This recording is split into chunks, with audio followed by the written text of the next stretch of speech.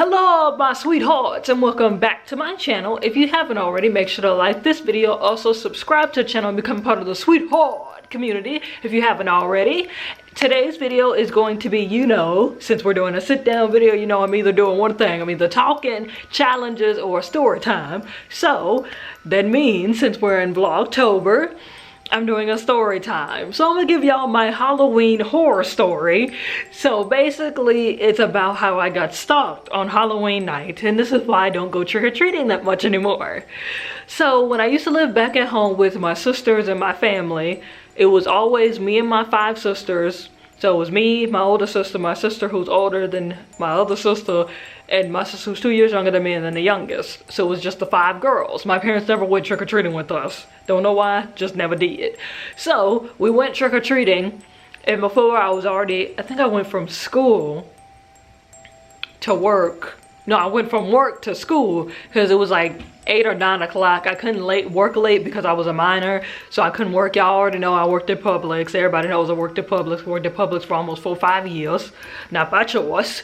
But anyways, I came from work, took a shower, changed, and we had to go to Dollar General in order to get some like baskets and stuff so that we could trick-or-treat with. This isn't the first time we went to Dollar General. We actually had to go back because I thought I left my phone there because I went to the bathroom and I thought that I left my phone there. This was the second time that we came after we bought everything. So I made my older sister drive me back to Dollar General to go look for my phone. So I looked at the bathroom, it wasn't in the bathroom, and the man, as I was waiting to get the key from the woman, because for some reason Dollar General locks their bathrooms. Don't understand why, but they do. So I was trying to get the key from the woman, and that's when he made that statement of I look good out of my uniform.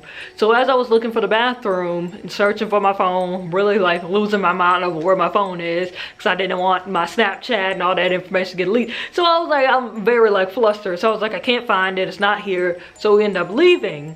So I didn't see him when I walked out, but then he was by his truck. So he's standing by his truck waiting for me to come out after I searched the bathroom and everything for my phone. So he walked out, he was standing by his truck, and then he kept waving for me to come over. So I saw him and I acted like I didn't see him. So I got in the car and I said, okay, I didn't find it, so we can go back to the house and we'll find it later. So my sister drove off. But as we're driving off, I see his truck behind our car. So I was like, hey, I think that blah blah is following us. And she was like, no, there's nobody following us. That's a basic truck. You're being paranoid. Nobody's following us. And I was like, okay, whatever. I guess nobody following us. But the truck was still behind us the whole time when we went back to the house. So I was like, obviously he's following us. But my sister didn't believe me. So I was just like, it's whatever. So when we went into the gate where we were staying at, we had to go inside the gate because at the time I was condo hopping. So this wasn't like a permanent location. So we went inside the gate, he was still behind us. He parked his truck across the street from where we were staying at, and he got out the truck as we parked the car, but he didn't walk up to me. He waited by his truck and kept waiting for me to come over. Still never came over, got the stuff out the car, ran up the stairs, got ready to go trick-or-treating, and then I looked out on the balcony to see if he was still there. He got the memo, he left. So I was like, okay, that's fine, he's gone, I ain't gotta worry about it. So we went trick-or-treating, all that jazz, we had fun. The only issue is, I found my phone, by the way, at that time. I found out I left it behind the basket after, when we went to Dollar General the first time. I left it behind my basket. It was under a whole bunch of clothes, but I found my phone. So that was the main thing that I was concerned about, was finding my phone. And then, when we all got dressed, took pictures and all that jazz and get ready to leave, I lost my glasses in the midst of trick-or-treating, so I did not have my bifocals. And I am 100% blind. I cannot see without my glasses. I cannot see anything. Call me Velma from Scooby-Doo. I need my glasses. I cannot see. So I lost my glasses. I did not tell my mother at all, because I thought as my mother, she would realize that I lost my glasses and that I was not using my glasses at all. My roommate now, currently, my friend Kendall, realized I wasn't wearing my glasses in under 5 minutes. It took my mother a week and a half to realize that I wasn't wearing my glasses. So finally I told her that I didn't have my glasses. She was like, you're gonna have to wait till next week to get your glasses because we can't book you an appointment right now. So I had to wait for another week to get my glasses. So in the midst of the time, the man was still coming around in Publix. So he came, one day he actually waited for me. I was on registers that day because I couldn't see. They let me go get cards like occasionally, but I still couldn't see like certain stuff. But he came back, it was like around the winter time, so it was super cold outside. So we're in the middle of October, so it's super cold. So I thought it was one of my store managers, because when I was getting carts, when they let me go get carts, he waved me down. So I was like waving back, because I thought it was one of my store managers. I couldn't see, so I didn't know who it was. It was just like a blurred image of a Caucasian man. So I was like, I don't know who this is, so I just waved back to be nice. So I put the carts up and I went back to my register, and when I went back to my register, he was sitting on the bench just staring at me.